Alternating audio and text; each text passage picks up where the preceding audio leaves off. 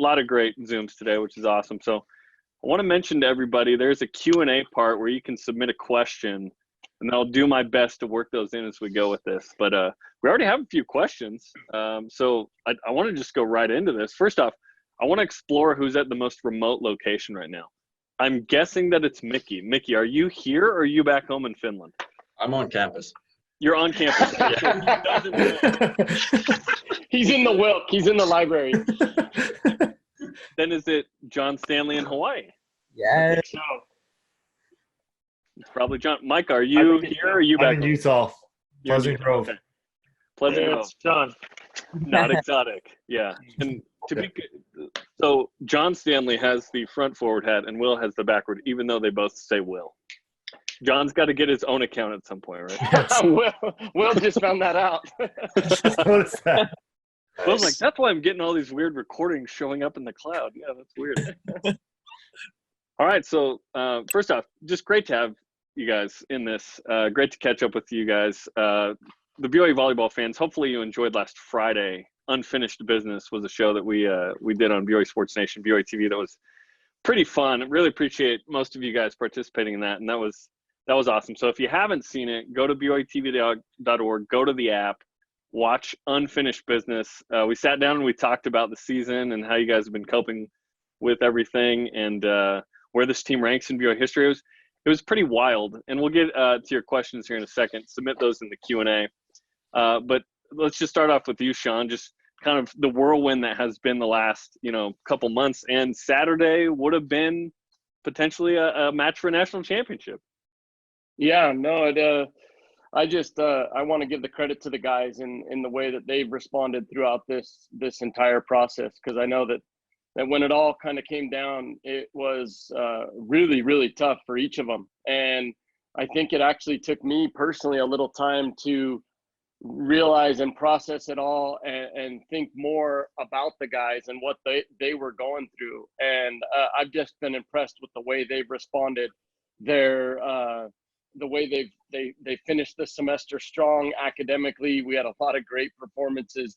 Mickey on our call again, I think finished his career as a 4.0 student, which is just unbelievable, and but a lot of other guys too really were able to refocus themselves academically, get their minds right, and come together as a team. I've seen a lot of that in terms of the guys, like, hey, let's stay together, be strong through the whole thing. And it's a tough and kind of crazy time, confusing time for everybody. But I did get a few texts last night or on Saturday night, like you mentioned, hey, it should have been this and this. And we of course wanted that opportunity to compete. We believed, the team believed, they were confident, and they believed that they had a shot to compete in that match for sure. You got to get there, but I'm confident with all the things that they had done and what they were feeling going forward. Yeah, I've tried not to think about it. It's just and I'm not even on the team, but I feel like I'm on the team, sort of. I could be like the fourth string libero maybe or something. There you go. All right, let's get to some questions that people have, and I want to open it up because I know there's a lot of people in this. We want to make sure we take advantage of the time. So let's see. Jeff Grover put in a question. I'm curious to know what some of your baseline goals are for stats as a team or per position at the D1 level. For example, our high school team, we have a goal of 90% serving, 250 hitting efficiency, 2.2 passing, 65% side out, etc. What are some of the standards or stats that you look to achieve per match and overall in a season? And let's start with Devin. Do you want to try and answer that? Yeah, sure. I'd be happy to. Starting with, I heard some serving numbers in there. We work hard to have our jump servers. We actually have different numbers for jump servers or float servers. And our jump servers, we want 80% in. And then our float servers, we want 90% in. So, we work hard on that during practice. We keep numbers, we keep metrics on that to try to help guys have a comfortable serve that they know how hard they can hit it. And still keep the ball in at an acceptable rate.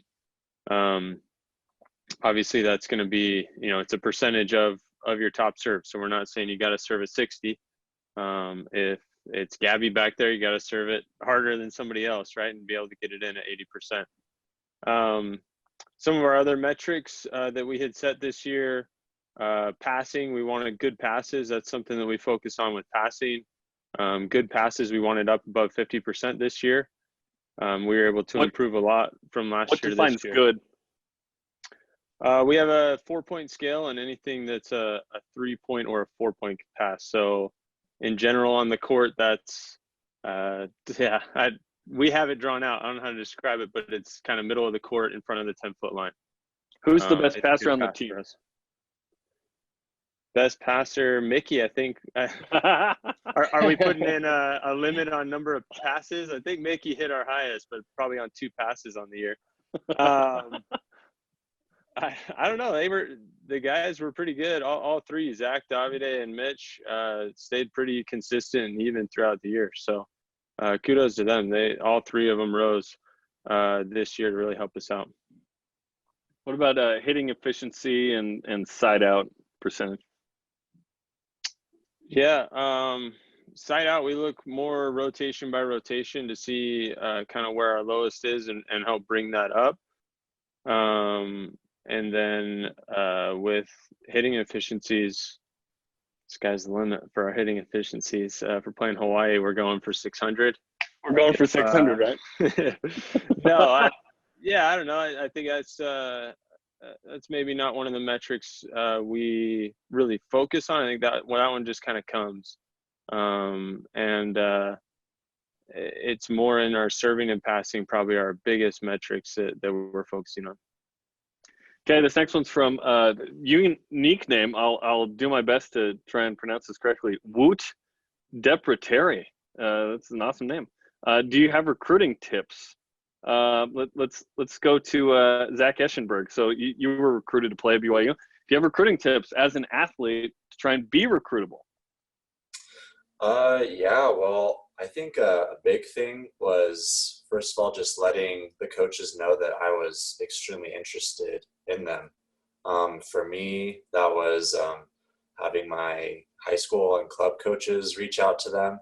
I know the rules kind of keep jumping around on when you can reach out to coaches and stuff, but just getting it to them that I was interested.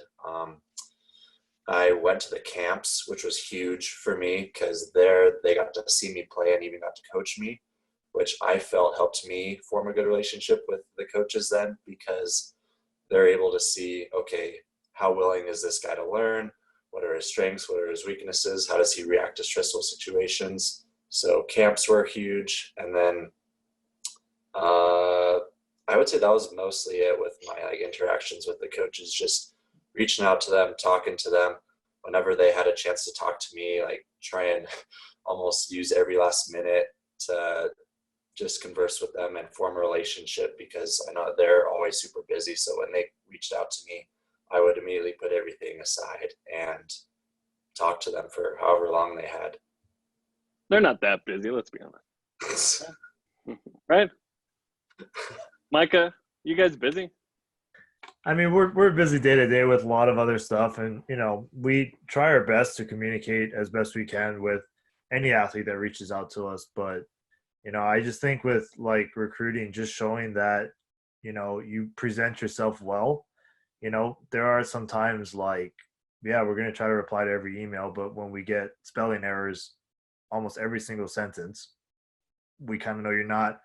Are you putting 100% into this email? Are you sitting there and really knowing who you're writing to, kind of thing? So just being a good image is also important for us to see that, because obviously you're going to be representing a great program and a great school. So just being able to show that you can present yourself well is a big deal to us as well. Use that spell check. That's what I just learned. Another question that Woot put in: how does it feel to be the best team in the U.S.? Mickey, what do you think? How does it feel to be number one in the U.S.? Mickey Jauhiainen. You can. Will you? And he's gone. Did we lose him?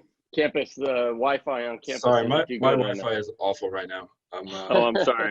Got to get that Google Fiber. Woot is wondering how does it feel to be the best team in the U.S.? Well, we didn't get to experience that for very long, but for those 3 days, it was pretty nice. Hey, in the media poll, I voted. I had this agenda, and on the air, I was like, I think BYU's the best team, and I don't know how many people believe me because I work for BYU, But yeah, the matches in Hawaii sort of were validating that way, right? Okay, and then this one, last one from Woot for Will Stanley. Yeah, where do you see yourself in 5 years from now? Oh man, that's a tough question. I mean, ideally, I see myself hopefully playing, somewhere overseas and training with the, U.S. team, and that's kind of been my goal ever since I started playing competitive volleyball, is to be able to get to the highest level. And I think for me, that's just thinking to that and making goals to get to that point. And I mean, that's where I see. I mean, I see myself kind of chasing and like following in my brother's footsteps and trying to go and play at the highest level overseas. Awesome. Okay, Trent Wayland, and just reminded everybody, jump in the Q&A. You can drop a question. I'll do my best to work it in here. Trent Wayland says, what are the best drills that I can be doing at home by myself? Anything that will help me with agility? And what drills are the players' favorites? Brandon Oberender, do you have an idea on this one you'd like to share? I'm glad you've asked the agility expert.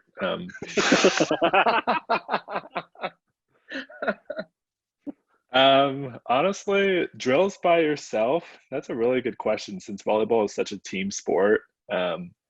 But just getting every chance that you can to be able to touch a ball and to be able to get some nice sets in and be able to pass to yourself and just practicing some ball control. Agility, you could even step over some stuff while you pass the ball to yourself. Who knows? But just getting creative about the ways that you get touches, and best way to practice is just to get the most amount of reps that you can, and especially by yourself, that's a really good way to practice and get better. Who's the most, remember the times would say agile, hostile, mobile, right? Who's the most agile on the team, you guys would say? Agility-wise, I'd have to measure that by cartwheels, and I think that John would be the best one. John, you're the most agile. You want to unmute and defend yourself? Dad, it was always a competition between me and Will during conditioning season. We'd always Competition. Okay, hey, I beat you half the time we ran up that hill. Oh, you brought up the hill. Let's talk about the hill. So, what is the hill? Someone explain what the hill is, how you guys use it as a training method. People know the RB stairs right on campus, Richards Building. That's like famous. Everyone has to go. You guys have the hill. Who wants to take that one?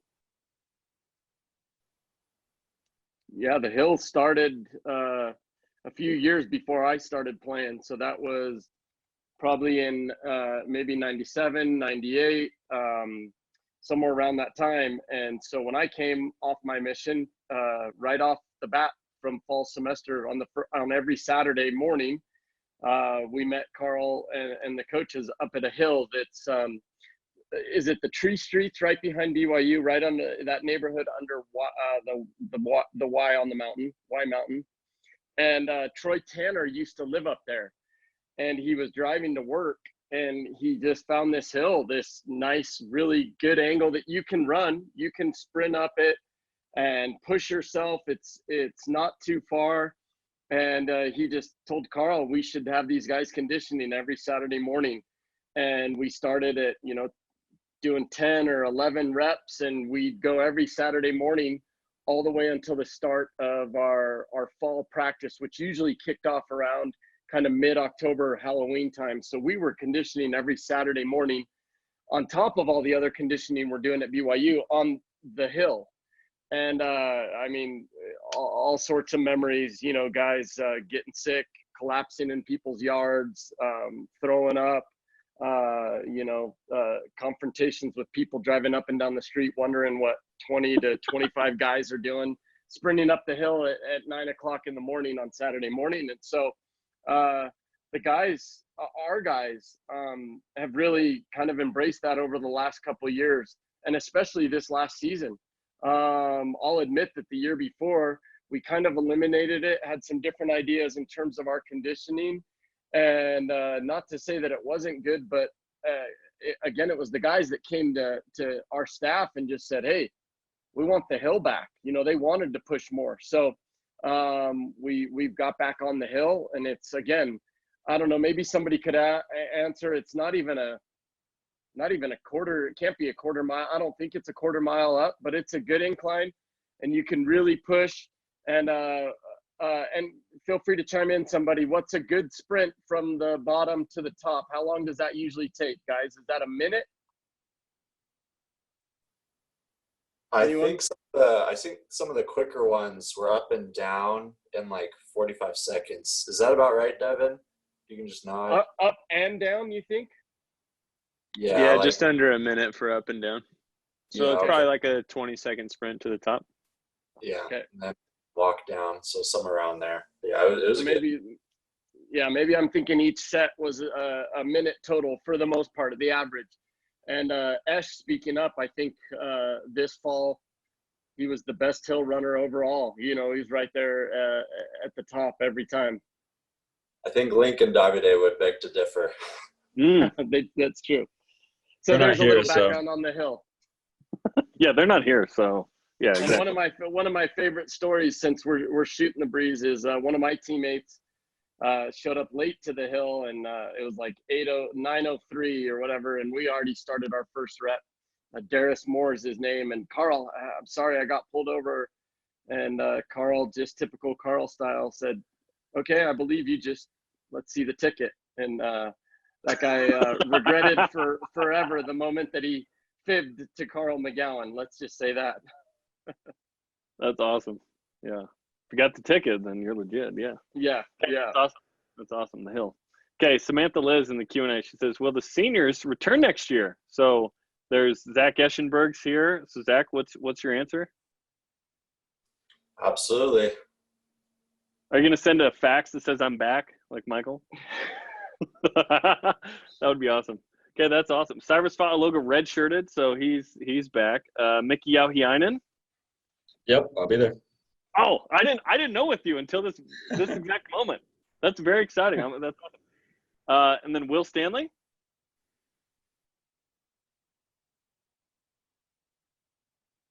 Will Stanley, are you coming back to BYU? John, can you answer for Will? Definitely. He's coming back. He's coming back. Now here's the thing: is he blinking, or is this He's a frozen still for him. image that it's a still image that he put up, so no one noticed? Oh, and he's gone. Yeah, he's coming back. And then Andrew Lincoln. I don't know the answer on Andrew, but I know there was some possibility that he wouldn't. No, yeah, with Link, like I've said in a few other inquiries, we would do anything to have Link back and be a part of our team, because he's the epitome of the complete teammate. And but his body's just too banged up, and so we're supporting him right now. He's applying to some PT schools, I think, that he's been in discussions with us, and so we're super excited for him, of course, to move on. But it hurts to say that, because I would. Any moment you get to be around Andrew Lincoln is a good thing. You know, he's just a great guy, and the teammates would all agree on that. He's the perfect teammate. So yeah. And a note: a lot of Hawaii seniors said they're coming back, so we're gonna have some fun matchups again next year. That'll be good. You haven't announced the schedule for next year, but is Hawaii hopefully on there, Shawn? Yeah, for sure. And we're working with a bunch of teams right now.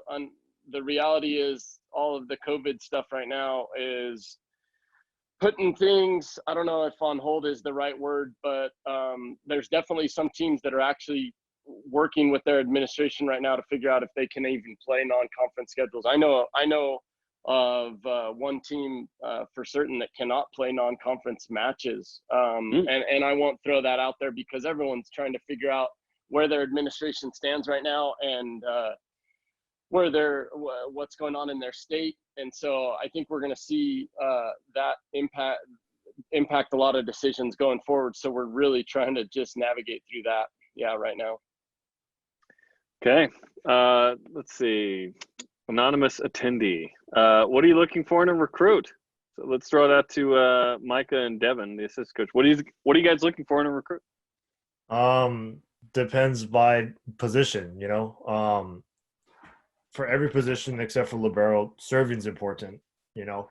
And obviously, like, let's break the skills down. So outside hitter, being able to pass, Obviously, being able to hit at a high percentage typically, you know, are you getting a decent amount of kills? Are you controlling the balls that, hey, maybe that set isn't there? Are you a wild attacker? You know, we want to make sure there's some like control involved.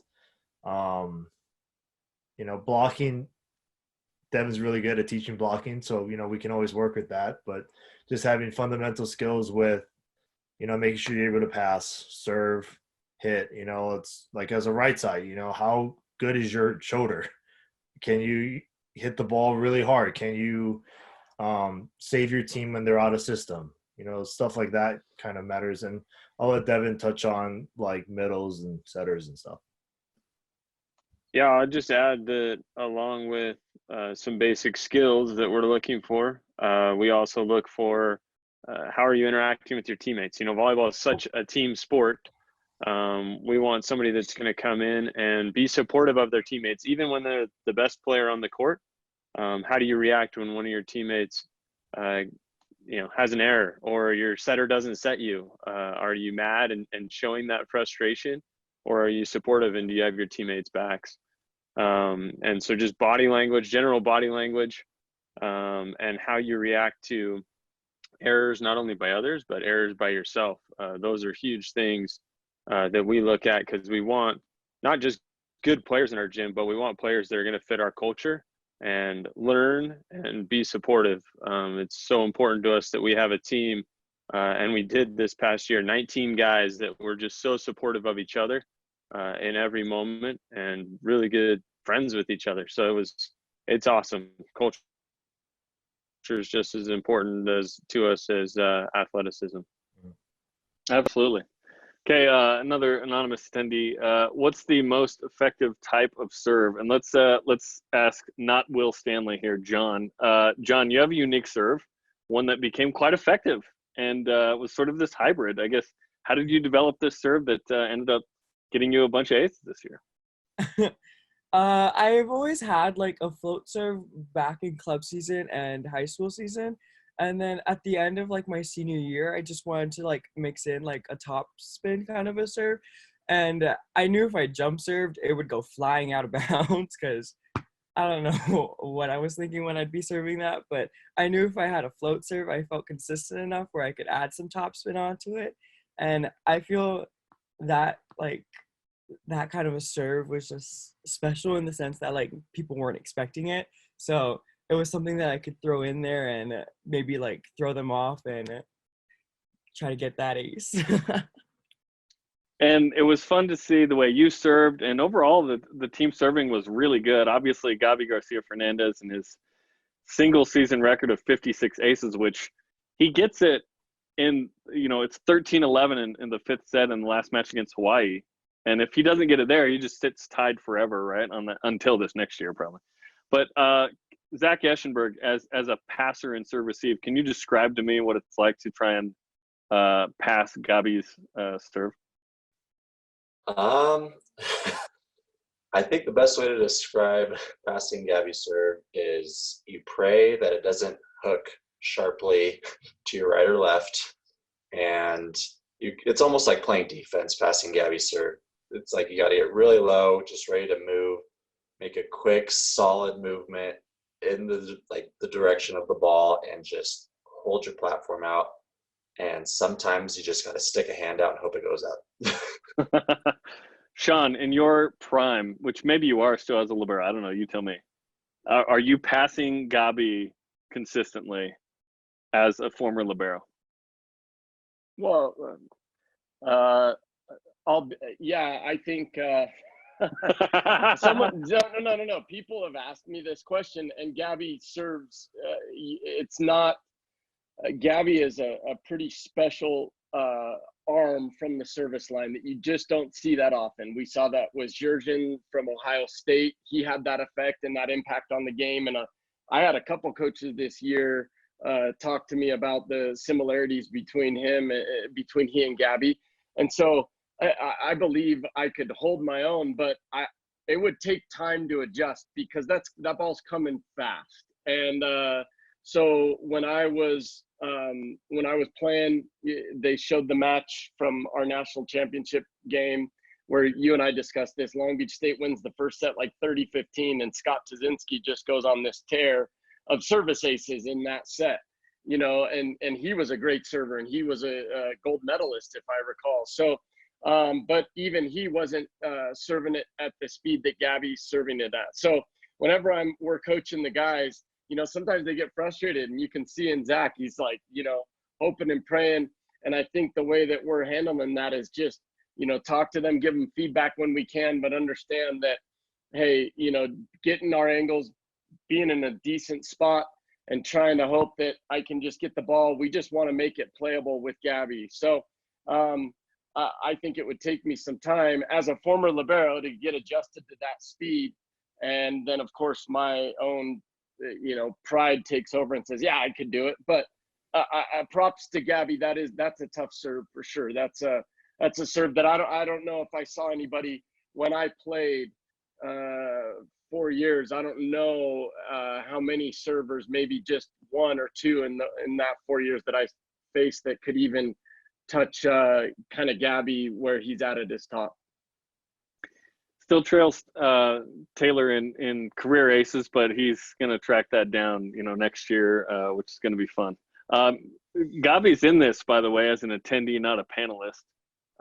We decided to kick out the National Play of the Year and not bring him in here. But he asked a question of Brandon, and you already answered it. The BO, he says, how can I get better at rock, paper, scissors? And you answered it in the Q&A, but do you mind sharing that, Brandon? So every time before we play 6-on-6, Gabby and I usually tend to be on the opposite teams. And he tends to think that he can beat me at things. And so I realized that one of the things that I could most often beat him at is rock, paper, scissors, because I never lose. It's the fact. And so he thinks that he could get some tips from me, but he never will.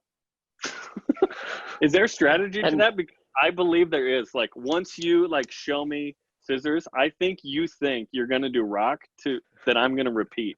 So then I go paper. That's my strategy. I'm in Gabby's head always. And so he's scared of the rock, paper, scissors. So you're the key to this success. Awesome. Yes. That's good to know.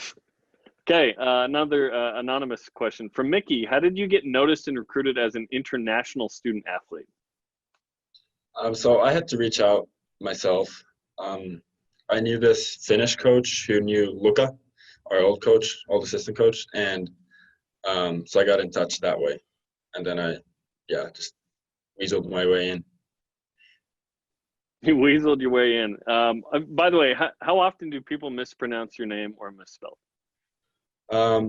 Like 95% of the time. Yeah, I'm glad that we could hopefully get it correct as much as possible on BYU TV. I think maybe your dad or uncle or something has been messaging saying, "Hey, I misspelled it." I'm like, "Oh shoot, I'll pass on." But I'm glad that we have a chance to correct that next year. It'll be good. Yeah, no, you guys do a pretty good job. It's supposed to be away games now. Yeah, for sure. Well, I would hope that the home games we get it. Come on. Yeah. Okay, this one I was going to ask Will, but he's not here. How can I become a better setter? But anyone else have? I guess Will had enough. He left.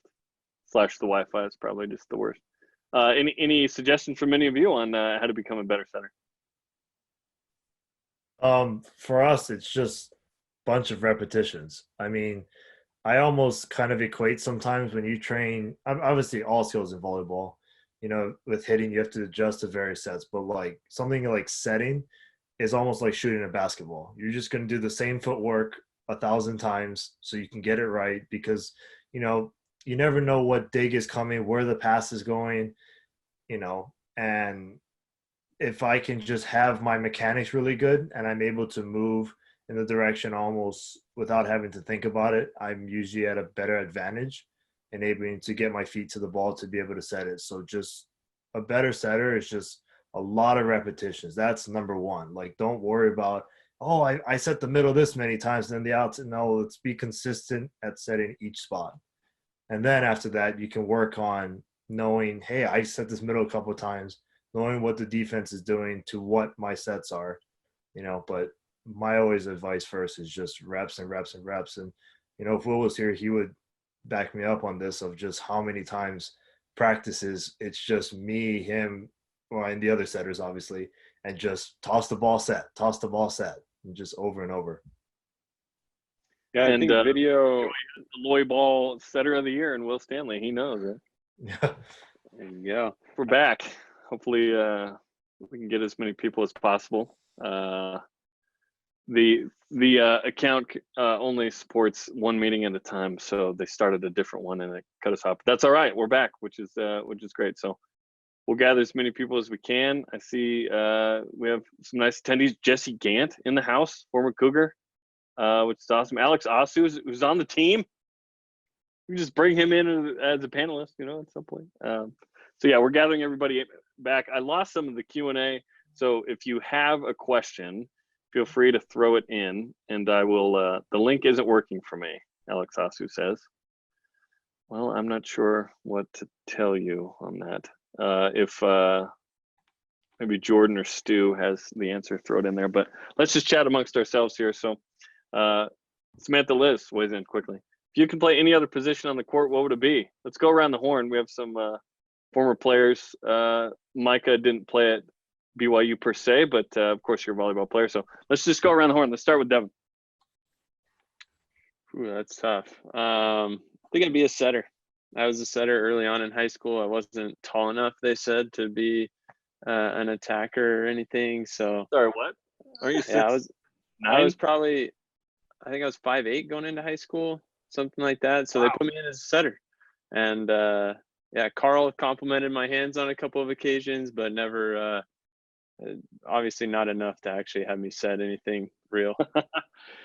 UCLA setter Mads Kujensen is 6'10". So there's no height that's too tall to be a setter, I think, right? So for those who just jumped in, the question was if you had to play, or if you could play another position on the court, what would it be? Let's go to Micah and then to Zach. So growing up, I was opposite of Devin. I was actually 5'10" as like a sixth grader, and I'm 5'10" and a half now. So I didn't really get much since then. But I was playing as an outside attacker, and if I had to change, I probably same with Devin. I would want to be a setter. I think it's cool to be able to lead guys and kind of control the action. I like that. Zach, what do you think? That's funny, because right when the question was asked, I was like, and I would probably say setter too, just because of all the involvement you have on the court and just being able to be like involved with every play and stuff, and kind of like helping everyone succeed, helping everyone look good type thing. And like honestly, it was either that or libero, because I feel like I'm getting to the point where like knees are starting to become more of a concern, and the idea of not having to jump is kind of appealing every once in a while. But no, I think I'd probably go with like setter. Okay, Brandon and then Mickey. I would pick anything that isn't a libero or an outside hitter, so I don't have to pass. But yeah, I think setting would be super fun, and being an opposite is super fun, and I really don't mind being a middle as well. Hey, Will, welcome back. Okay, sorry. He's frozen again. We're all frozen. The season was frozen. I was gonna say setter, then I realized how much they have to run around the court, chasing passes. So I don't know if I'd want to be doing that. I'd probably be outside. I like that, Shawn. You taking notes? I get set a lot more. John and Will. I agree with Mickey. Sorry, Will, you run a lot. I'd want to be an outside hitter, I think, or even I like being a libero too. One of those two. Those are my two go-to positions. I could never be a setter. Sorry, that's all you, Will.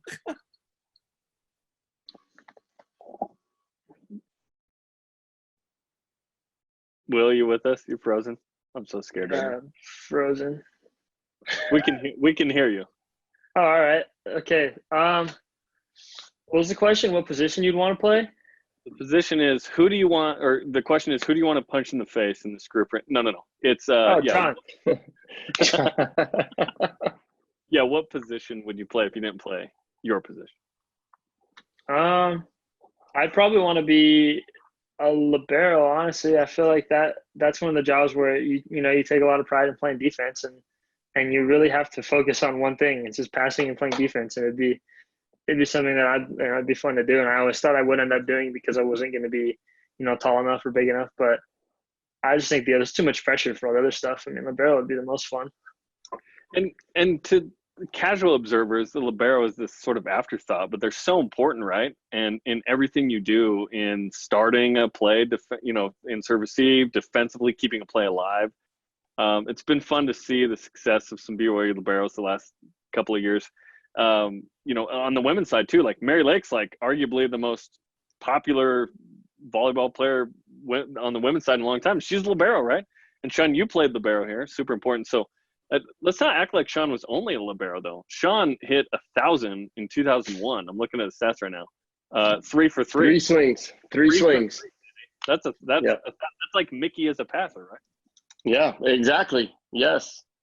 We should reconsider our thoughts on Mickey and playing back row. Definitely.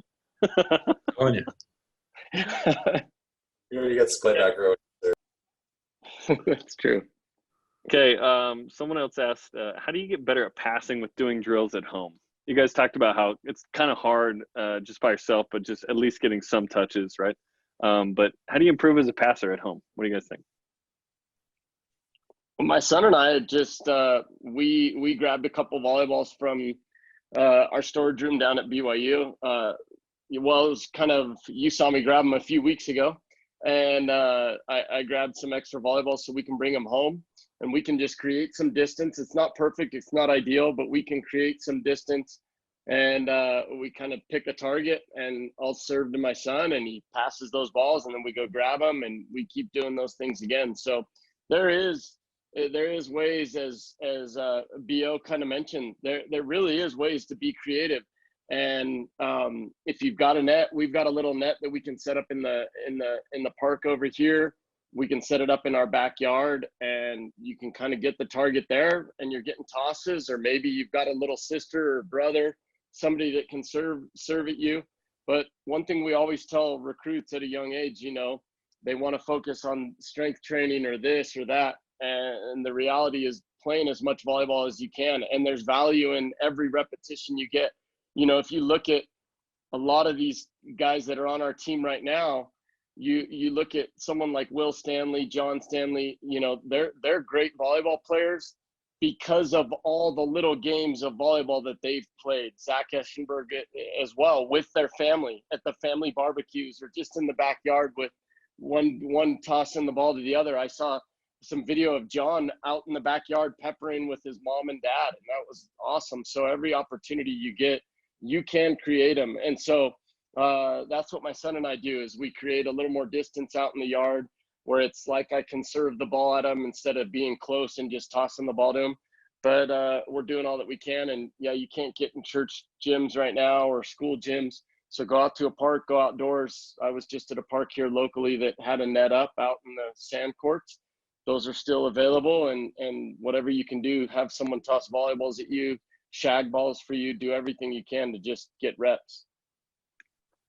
Okay, Jesse Gant, former Cougar player. What are the coaches hearing about boys nationals in Reno? What's the likelihood of it happening? Will coaches be attending if it happens? Yeah, we discuss that amongst ourselves almost weekly, and we haven't heard anything. They haven't discussed anything with us as of right now. We do have some recruiting limitations from the NCAA that we've got to follow, and so I've talked to a handful of club directors just recently. The main club director in Southern California in the high performance, and they were still moving forward, saying that things were going to go forward. They didn't know if it was just going to be only one family member per player. They weren't sure. None of that had been laid out, and they didn't discuss anything in terms of who could be there as recruiters. And so we're still trying to figure out everything as well. And so I wish we had a better answer, but we just don't know. The only thing I've seen is from well, not necessarily related to USA Volleyball, but AAUs is going to go ahead with theirs, and but they're limiting it to players, coaches, and no family members there. Everything you're just going to need to watch it online. And it didn't say exactly in there, but it also looked like coaches weren't going to be allowed there, that it was just players. They were taking temperatures of players at all times. Every day they're taking the temperature, stuff like that. So it's, we'll see. Hopefully that goes well with AAUs in June. And I think that'll kind of set the tone for whether or not the rest of some of these tournaments can happen. I'd like to acknowledge the presence of a man who hit 438 with 2 aces at Grand Canyon. His name's Alex Asu. What's up, Alex? How you doing, man? Oh, hey. I finally got on. I've been in the audience the whole time.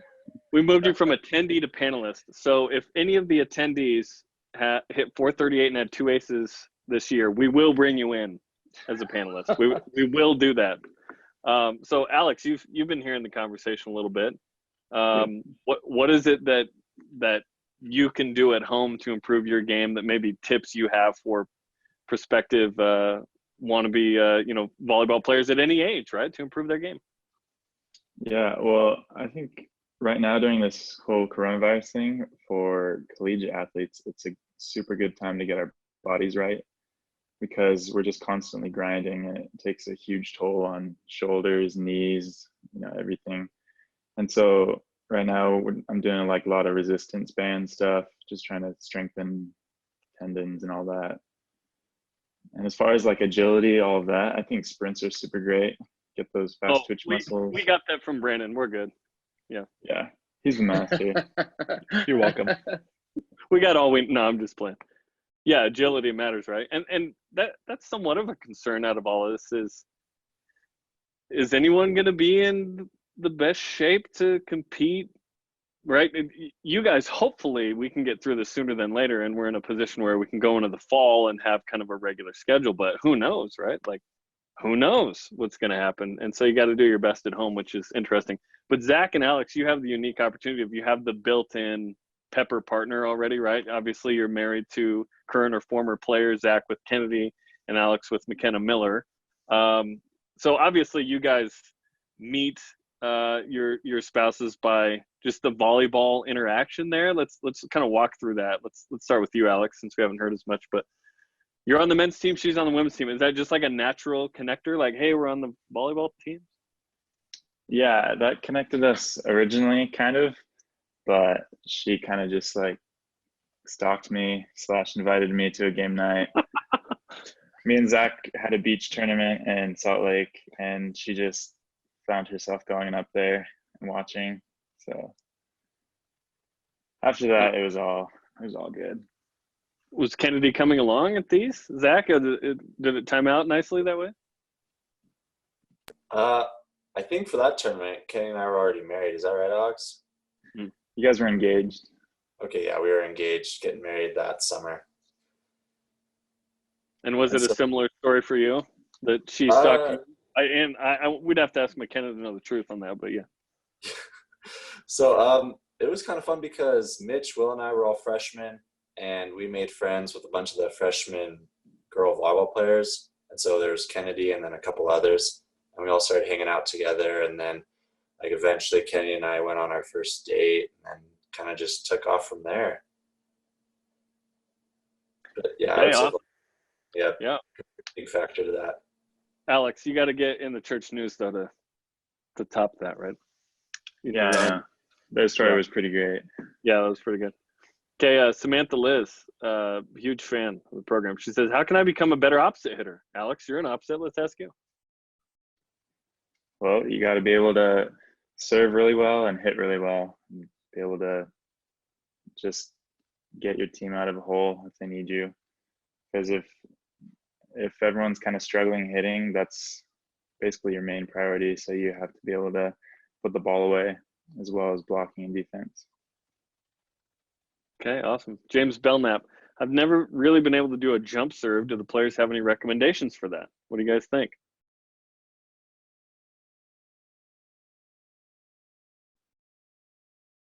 Not all at once, please.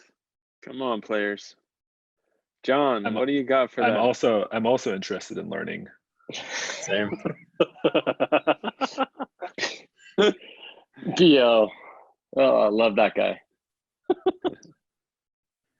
And what is Will completely lost here, or can he chime in here? Okay, we have two jump servers. Zach and Alex. Rock, paper, scissors. Somebody's gonna answer. Yep. Yeah, Will isn't in here, although Will's other account of John is still here, which is great. Zach, do you have an idea? Start jump serving. Let's ask the All-American, right? Let's go. Ash made some major strides this off season, so I don't know. He's a good one to answer this question. All right, well, we'll see. Honestly, when I started jump serving, I literally would just try and toss the ball and get off the ground and hit as hard as I could. But upon learning the mechanics of jump serving, it's obviously very similar to hitting, just that you are tossing the ball for yourself. And so honestly, something easy to start with is to toss the ball on the net and just practice hitting it over the net.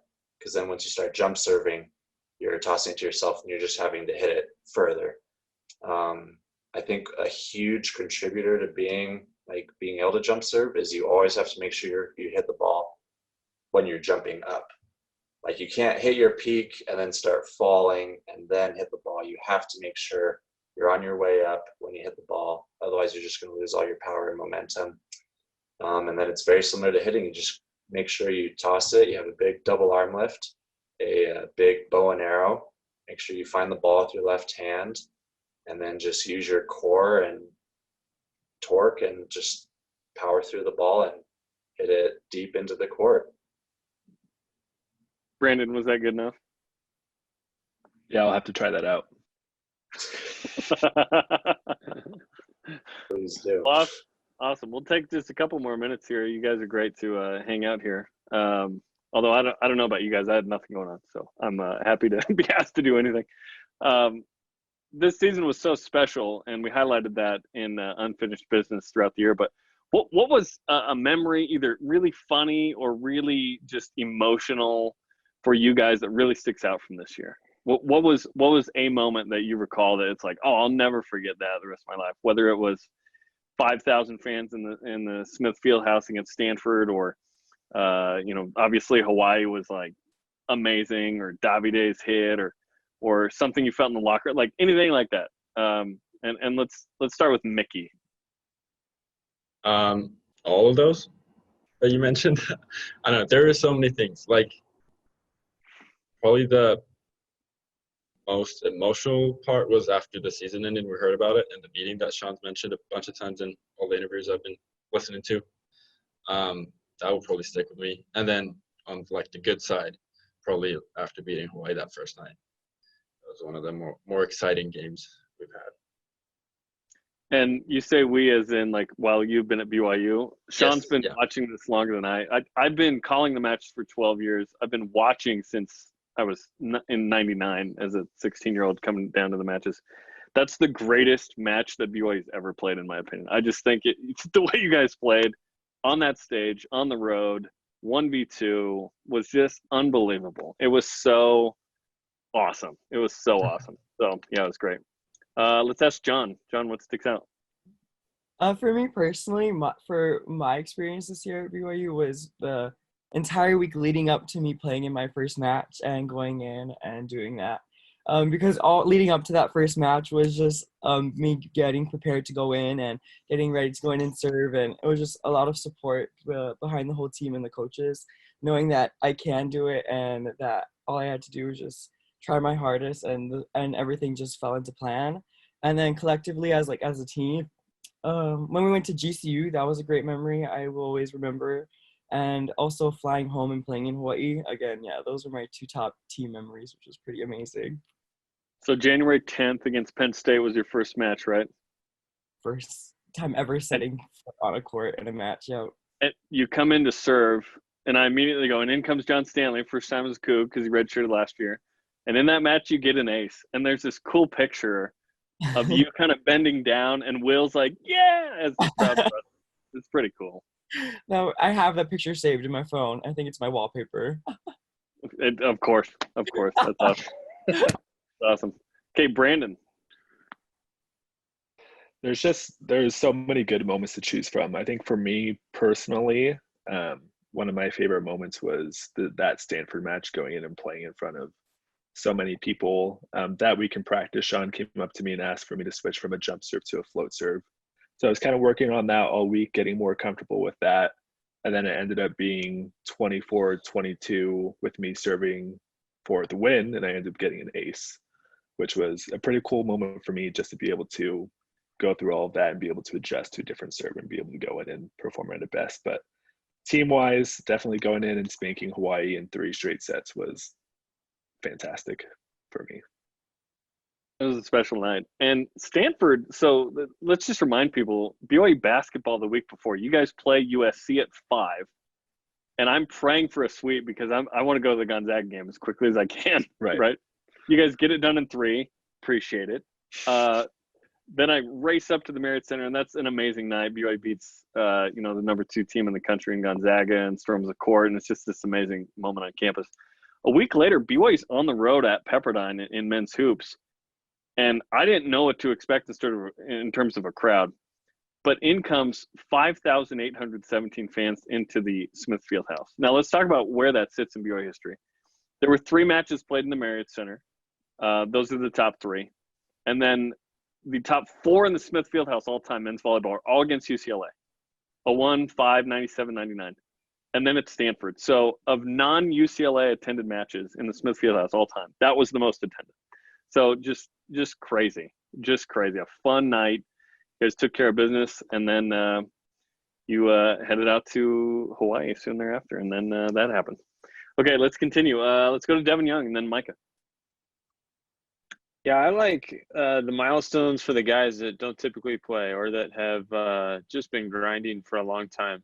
For me as a player, I was on the team 3 years without playing in a match, ended up playing my last 2 years. And so I remember those milestones. So to see Zach Eschenberg out there just killing it this year after he's just been working so hard for so many years, or to see John come into a match for his first time and how excited he was and having to go out and go, breathe. After that ace, I gave him a little like, okay, breathe before you go for this next serve. But just the excitement around those moments, Alex playing well at Grand Canyon, all of those moments for me, those are the most exciting moments. And it's just fun to see guys who've worked hard. Everyone on our team works hard. And so to see those guys get their moment as well is awesome. And we had a lot of those this year. A note on Zach, by the way, you hit 300 and you had 300 exact total attacks. It's super random. 300 was your number. Yeah. Okay, Micah. Yeah, Devin kind of took the words right out of my mouth. Like, those are the moments you live, to see as a coach. Like, yeah, the guys, the All-Americans, they're going to get their stuff, but it's, John, Alex, BO coming in, stuff like that. Like, that's special. But I guess for me, just going back to Hawaii, lived there 26 years, being able to go back and actually go against the team that I used to support. Now I'm over here at BYU, and just being able to get that victory and to play in front of the home fans. I'm still grateful that I got to be able to do that. I never thought, as a kid growing up, I'm watching games. I never thought I would be sitting in the seats on the court, and helping either side. It didn't matter what side, just being able to represent and, give a show for Hawaii. And I thought that was really special. Were you singing along with the state song as well, I assume, as a fellow Hawaiian? I was, yeah, I'm Hawaiian. I'm born in, and there's no disrespect to John or Will, but, I am Hawaiian. Went to a Hawaiian school, all Hawaiian. And, yeah, just to hear those songs. And, I always laugh because every time we go and, everybody sings the national anthem and then the state song and then everybody sings louder. It's just kind of how it is over there. So, yeah. Yeah, that was a cool moment. Alex, what sticks out from the season? Yeah, the Grand Canyon game was pretty fun. especially we had to kind of all pull and work together, because especially when Felipe went down, then Brandon came in too. But that Hawaii night, after the first game in the locker room, Shawn just came running in, spraying everyone with water, and it was a super fun memory. Everyone was just jumping around, getting super loud, and we don't have those moments super often, so it was pretty cool. Something I'll never forget. I was somewhat surprised by that because maybe it's the volume, maybe it's the amount of games, the success you guys have. But I just assumed you guys would go, just nuts in that more often. But that was like this huge moment, right? Which was really special and captured. Someone recorded it, which is always good. That's awesome. Okay, who did I miss? Zach, I think, and then Shawn. Yeah. So in addition to coming off of Hawaii, and I had like the best hitting night of my career, which was super cool. But something really special and like personal to me was the UCLA game, actually, because I haven't had very many opportunities to play in front of my whole family.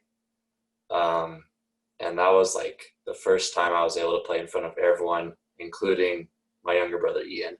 And not only was I able to play like in front of him, but the third set I was able to play against him, which was super cool, being able to that kid is my like number one teammate growing up. I've played more matches and tournaments with him than anyone.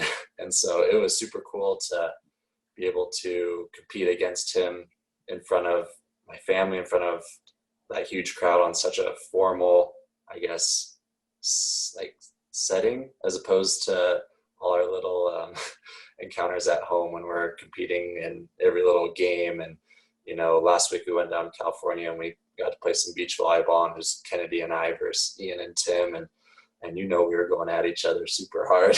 It was just a blast. And so having that moment and having my family there was super special and something I'll always remember. Did you wear a chain when you played 2-on-2? No, he didn't either. I took it off for the beach volleyball. So what the heck? That's when I'd wear it the most. Right? Trying to get that chain tan line. We should do first team all American chain wearers. That'd be good. Gabi and Davide would compete for sure, right? Okay, let's wrap this up with and I got everybody but Shawn, right? Everyone weighed in. Okay, let's finish with Shawn. Kind of what memories stick out from the season?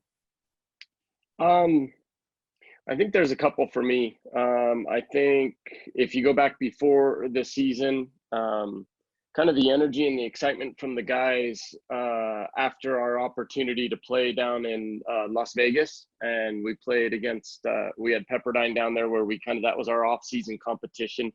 There was a really good vibe and energy coming off that weekend. The guys really started to see and believe even more in themselves, and also to see their work throughout the entire off season. They can all attest to that they could see their work, they could feel that energy in their conditioning and their weight sessions. But and then into the season, mine's a little outside the box, but I honestly, looking as a player, I've been fortunate to either playing or coaching with the women's team and now with the men's team, gone to some cool all over the country. We've been to so many different places. I had the best time at North Carolina at Mount Olive. I just thought that was just such a unique, cool experience for us, for the fans in that area.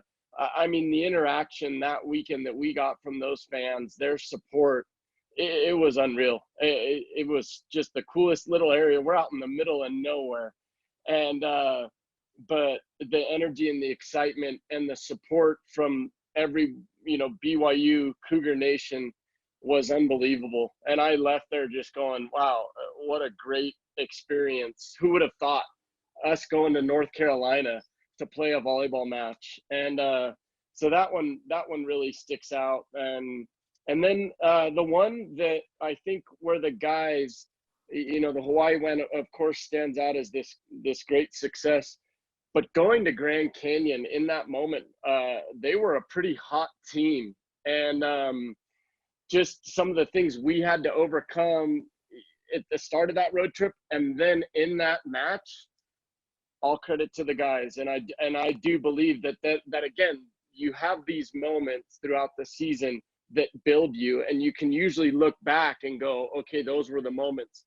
And I think I can't remember. I think Alex mentioned it as one of the matches, and so those are the two matches that stand out for me. That GCU and that road trip to North Carolina, that was for me top 3 hands down. Yeah, pretty special. Both of those. That was awesome.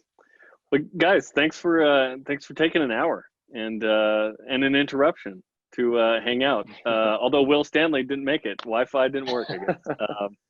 But we had John here representing the Stanley family, so that was awesome. And listen, I speak for all the fans, I think, when I say this, of just how fun it was to watch this team, and we've chronicled kind of the hard work that went into the preparation, playing Pepperdine in Vegas, and the Hill, and rebounding from 13 and 12, and going, that's not what we're gonna do. We're gonna be the best team. And there were some epic moments, and it was really fun. And I'm fortunate to get a courtside seat for this and get to know you guys. And this was really special and awesome. So thanks for taking an hour. Hopefully those who attended this enjoyed it. But that'll do it for us. So thanks to everybody for hanging out. John, stay safe in Hawaii. Everyone else who's local, stay safe as well. And go Cougs.